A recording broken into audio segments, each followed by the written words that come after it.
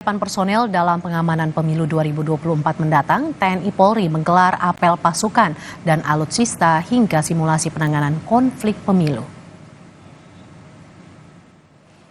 Memastikan kesiapan personil Polda Kaltim dalam pengamanan pemilu, Direktorat Samapta Polda Kaltim gelar apel kesiapsiagaan. Dimulai dari kesiapan para personil dalam pengamanan pemilu, alutsista Ditsamapta Polda Kaltim hingga simulasi. Sebanyak 480 personil di Samapta Polda Kaltim terlibat dalam pengamanan pemilu 2024.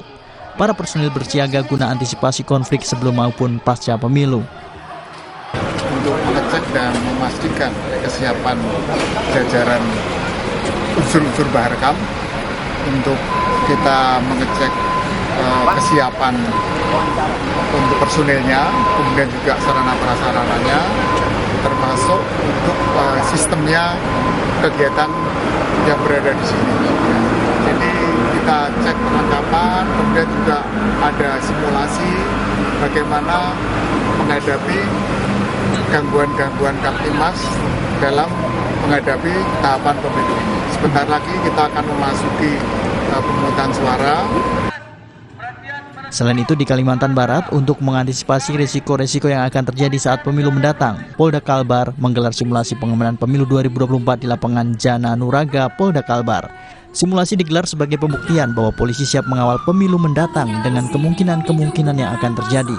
Itu tetap kita lakukan, nanti juga kami akan ajak juga beliau untuk mensupervisi juga pemantauan kami dan cyber patrol kita yang dimana kita juga terus mengawasi adanya berita-berita yang dari media. Di Aceh, pemerintah Kota Banda Aceh bersama TNI Polri menggelar apel bersama dengan Satlinmas yang akan bertugas di 618 TPS di Banda Aceh menjelang hari pemilihan. Terdapat lebih dari 1.800 linmas yang disiapkan pemerintah Kota Banda Aceh untuk pemilu kali ini. Dengan 1.800 sekian dari Satlinmas yang tersebar di 9 kecamatan, 90 kampung, serta di 618 TPS, ini kita sudah lengkap semua Satlinmasnya. Nanti mereka lah yang berada di depan.